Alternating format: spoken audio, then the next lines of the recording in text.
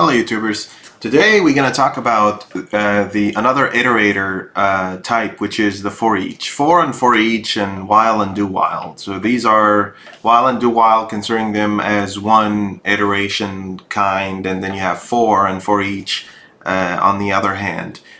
For each, it just functions just as good as for loops, except that they're, from a performance perspective, they're a lot slower.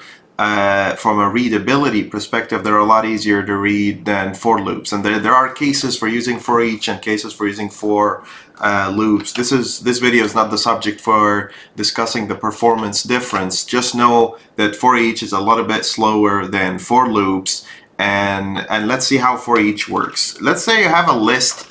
You have a list here of numbers, right? So you have these numbers, new integer, let's say 3, and you have 1, 2, 3,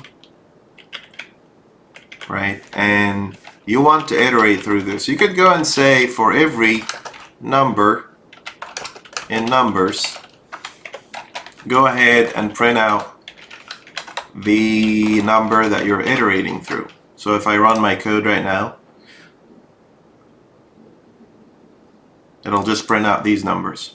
For each is a lot easier to read. You know, you could say for each number in numbers, just do this. It's a lot easier to read, but with for loops, you get a lot better performance. If you don't care about performance, go ahead with for each every single time, because it's a lot easier to understand and read. You don't have to find indexes and find the count, how much items are in that list, and then you have to iterate through that list. It's just not, it doesn't have all that details. It's just one straight, simple, you know, couple of lines of code that tells you exactly what you need to do, right?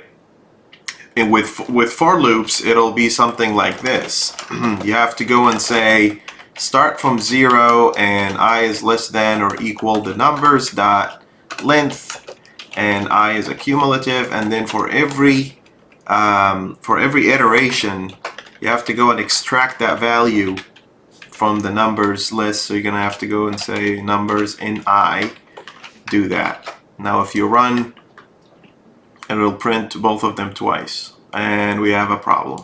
Less than or equal. See, for each will take away this possibility that you have to go back and say, oh, you know, I exceeded the number of things and I need to fix my for loop. Just tell me for each everything, and then just go through the code. From a readability, it's a lot better.